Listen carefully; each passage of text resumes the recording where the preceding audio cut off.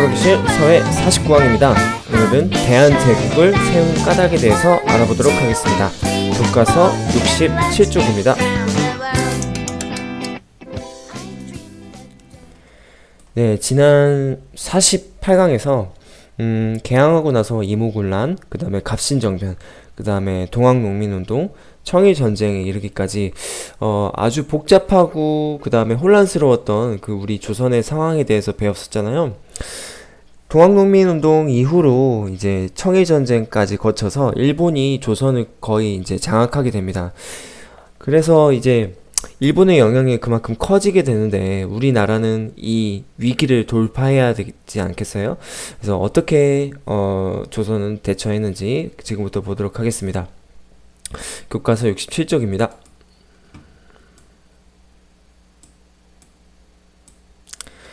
네, 이때부터 이제 청일전쟁 이후에 일본의 영향력이 굉장히 커집니다. 그래서 어떻게 보면은 일본이 하라는 대로 하게 되는 그런 상황에 놓여 있었어요.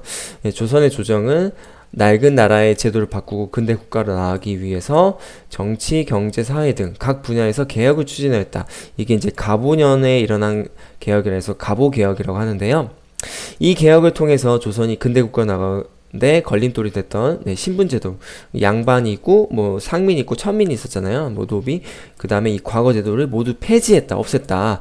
조세제도를 개혁해서 관리들이 횡포를 부리지 못하게 했다. 그 조병갑이라고 선생님이 얘기했었죠. 동학농민운동의 전봉준이 동학농민운동 일으켰던 그 관리 부정부패를 일으켰던 탕가놀이의 대표적인 그 이름 조병갑 기억나나요? 네, 이런 관리들이 어떻게 그 백성들을 괴롭혔냐면 세금을 이렇게 돈이 아니라 이런 물건으로 받아가지고 중간에 이렇게 뭐 바꿔치기 한다든지 이렇게 해서 자기 이익을 많이 챙겨 먹었던 거예요. 그래서 이 가보개혁 때 이제 조세제도를 개혁했다는 말은 이제 물건이 아니라 돈으로 무조건 내게 했다. 이 돈은 뭐 달리 숨길 수 없잖아요. 그래서 이렇게 이해를 하면 되겠습니다. 여기까지가 그 가보개혁의 내용인데요. 이것은 사실 우리 조선이 자주적으로 했다기보다는 일본이 장악하면서 일본의 입김에 의해서 개혁된 것이라고 보면 되겠습니다. 사실 그래서 이 가보개혁에는 두 가지 의미가 있어요. 첫 번째는 이 가보개혁으로 인해서 예전에 그 조선 모습이 많이 사라지고 근대식 지금의 이 대한민국의 모습으로 많이 바뀌었다라는 첫 번째 의미가 있지만, 두 번째 의미는 이게 우리 스스로 한 것이 아니다. 일본이 거의 주도해서 이루어진 거라고 보면 되겠습니다. 자, 그 다음에 두 번째는 이제 우리 조선의 정치적인 정세를 한번 볼 텐데요. 청일전쟁의 승리와 일본의 영향력이 커지자 조선 조정은 러시아를 이용합니다. 러시아의 힘을 빌려서 이를 막으려고 했다. 그러니까 일본하고 러시아하고 둘이 이렇게 조선을 갖고 싸우게끔 하는 거죠. 그러면 둘의 세력이 자연스럽게 약해지기를 이 조선은 기대했던 거죠. 근데 그게 이제 생각대로 되지 않았어요. 이에 일본은 이제 슬슬 열이 받죠. 이 조선 이것들 뭔데 러시아를 막 끌어 들어가지고 우리가 다 먹어버리려고 했는데, 그래서 이 정세를 되돌리려고 아주 끔찍한 짓을 저지르게 맙니다. 경복궁에 침입해서 명성황후, 고종의 부인, 다시 말하면 우리 조선의 왕비죠. 명성황후 시해했다는 것은 왕이나 왕비 등 윗사람을 죽이는 것, 다시 말하면 쉽게 말하면 죽이는 거고 높여 이야기한 거예요. 명성황후를 시해하는 만행을 저질렀다. 이것을 을미연에 일어난 변이라고 해서 을미사변이라고 합니다. 1895년. 네, 정말 이거는 일본 놈들 천벌을 받을 짓이죠. 네, 정말 반인륜적이고 인간이 해서는 안 되는 짓이에요. 아무리 자기의 힘이 강하다고 해도 약한 나라의 대표하는 왕의 왕비를 막 죽였다. 어떻게 죽였냐면요, 경복궁에 이제 그 건달들이 칼을 들고 막 이렇게 침입해가지고 명성황후를 이렇게 찔러 죽인 다음에 시신을 불태워서 없애버렸어요.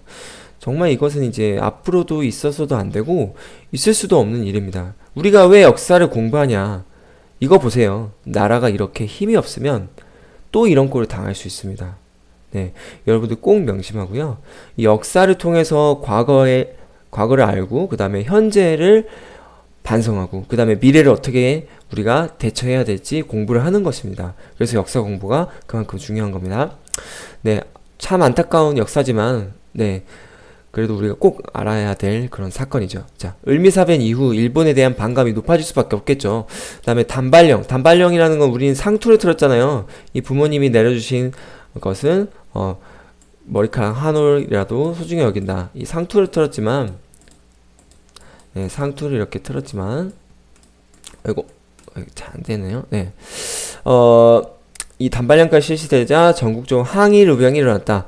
근데 이제 또 고종은 이 자기 부인 왕비가 이렇게 일본 자객 건달들에 의해서 무참하게 이렇게 찔러 죽이는 사건이 생기다 보니까 일본의 위협을 피하여 러시아 공사관으로 거처를 옮깁니다. 네, 그래서 이 건천궁이 이 명성황후 아마 이렇게 죽었을 거라고 추정되는 그 건물이고요. 그다음에 이 러시아 공사관입니다. 이 러시아 공사관. 그래서 이 고종이 일본을 피해서 러시아 공사관으로 이렇게 몰래 도망간 사건을 우리는 아관 파천이라고 합니다. 네, 이 말을 꼭 기억해두면 좋아요.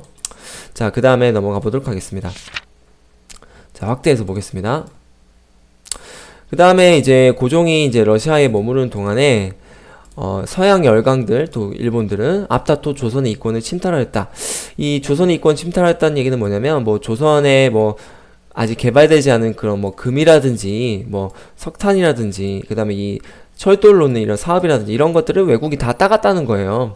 그러니까 우리 입장에서는 좋을 수도 있죠. 왜? 철로가 생기니까. 그런데 그만큼 뭐 거기에 대한 뭐 통행료라든지 뭐 세금 엄청 받는다든지 걔네들이 미치고 장사는 안 해요.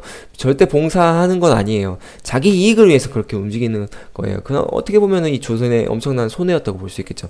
하지만 이런 상황에서 백성들은 자주 독립의식이 높아졌다. 그 다음에 서재필 등장합니다.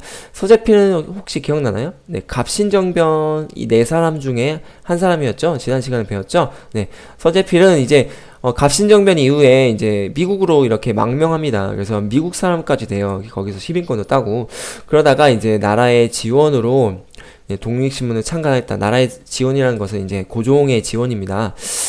독립신문은 이제 한글로 된 최초의 그 민간 신문인데요. 나라 안팎의 소식을 한글로 실어서 사람들이 나랏일을 쉽게 알도록 하였고 관리들의 잘못을 비판하기로 했다.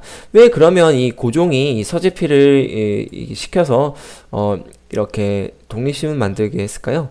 이 나라에 있는 일들을 대중들, 다시 말하면 일반 백성들이 잘 알아야 돼요. 그래야 이 독립하자, 이 서양 세력 위험하다라는 그래 인식을 할 거 아니에요. 그래서 대중들을 계몽하기 위해서, 대중들을 깨우치기 위해서 독립신문을 나라에서 만들기를 권장했다고 보면 되겠습니다. 자, 그 다음에 이 독립협회 또 세우게 되는데요. 이 서재필이 마찬가지로 세운 겁니다. 독립협회는 백성의 성금을 모아서 자주 독립을 상징하는 독립문을 세웠습니다. 그래서 이렇게 독립문을 세우기도 했고요. 자, 그 다음에 또 누구나 참여할 수 있는 만민공동회, 이 만민공동회도 중요해요. 그래서 백성들이 자기 하고 싶은 얘기가 있으면은 이렇게 사람이 때로 이렇게 모여가지고요. 뭐 배운 사람이든 못 배운 사람이든 자기 하고 싶은 얘기를 다 하는 거예요. 그래서 이렇구나, 이런 것도 있었구나. 청중들도 이렇게 많이 배우게 되는 거죠. 자기 할 말이 없고 잘 모르는 사람들이라도 이 만민공동을 통해서 많은 걸 깨우치고 알게 되었다. 네, 러시아의 내정 간섭, 그 다음에 열강의 이권 침탈 이런 것들을 비판하고 나라의 정치를 바로잡으려고 했다. 네, 이건 굉장히 민주적인 그런 모습이죠. 네, 민주적인 지금 근대 시대에 걸맞는 민주적인 모습입니다. 자, 그 다음에 이제 이런 어지럽고 혼란스러운 이런 상황을 극복하기 위해서 고종이 이제 하나의 수를 둡니다. 고종이 이제 러시아 공사관에서 이 경운궁, 지금의 덕수궁 1년 만에 돌아와요. 그래서 이제 떨어진 왕권, 왜냐면 고종이 어떻게 보면은 일본을 피해서 러시아로 도망간 게 어떻게 보면 부끄러운 일이잖아요. 그런 왕권의 권위를 높이고, 그 다음에 이제 우리 조선은 독립국가로서 이제 건재하다라는 것을 보여주기 위해서 스스로 황제 즉위식을 오르고 나라 이름을 대한제국으로 바꿉니다. 조선이라는 이제 이름은 사라지고요. 나라 이름을 대한제국으로 바꿉니다. 그래서 고종 황제는 대한제국 수립을 선포하고 우리나라가 근대적인 자주 독립국가임을 세계에 알리게 됩니다. 이때가 1897년입니다. 그래서 이런 새로운 국가의 모습을 갖추기 위해서 여러 개혁 정책을 당연히 시행하겠죠. 교통시설 확충하고요. 전기도 확충하고 동장하고 회사 설립하고 근대식 학교도 세웠다. 인재를 양성하기 위함이다. 이렇게 보면 되겠습니다.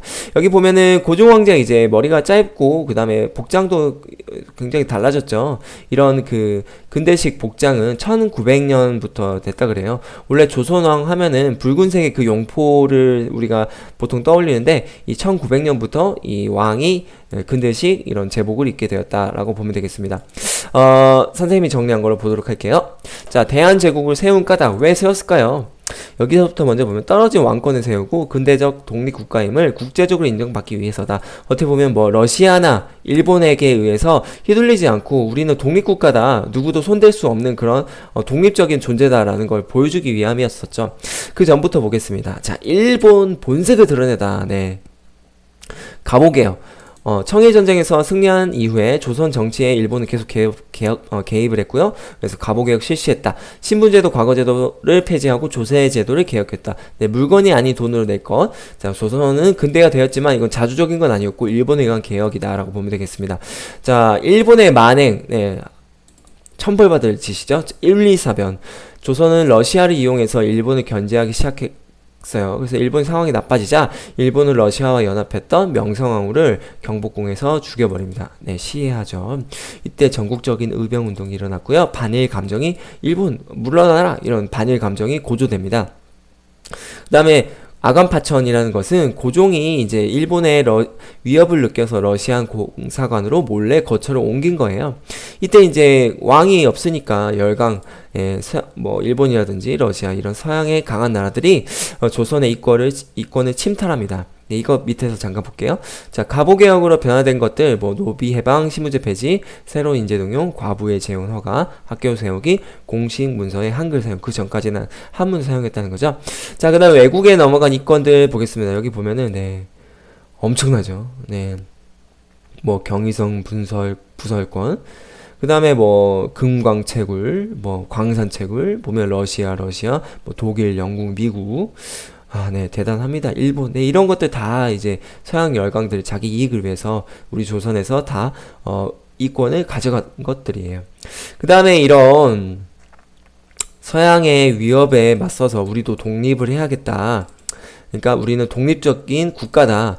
뭐, 그전엔 청나라에게 이렇게 휘둘렸고, 그 다음에 지금 일본에게 계속 이렇게 위협받고, 러시아에게도 위협받는 그런 존재지만은,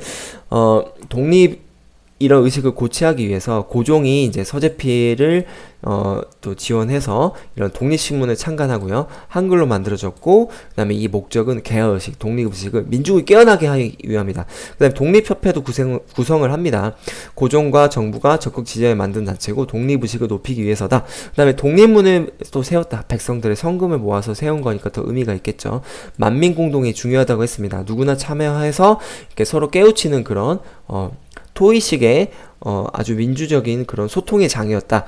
이게 이제 나중에 정치적인 영향력이 커져서 고종이 하는 거에 대해서 문제가 있으면 자꾸 태클을 겁니다. 그래서 고종과 충돌이 일으켜요. 그래서 나중에 이제 고종이 없애버리는 아주 안타까운 결과로 이렇게 끝나게 됩니다. 독립협회는. 그 다음에 고종은 이제 떨어진 왕권을 세우고 독립국가임을 인정받기 위해서 나라 이름을 대한제국으로 바꾸고 스스로 황제가 되는 거죠. 네, 여기까지 거꾸로 교실 49강 마치도록 하겠습니다.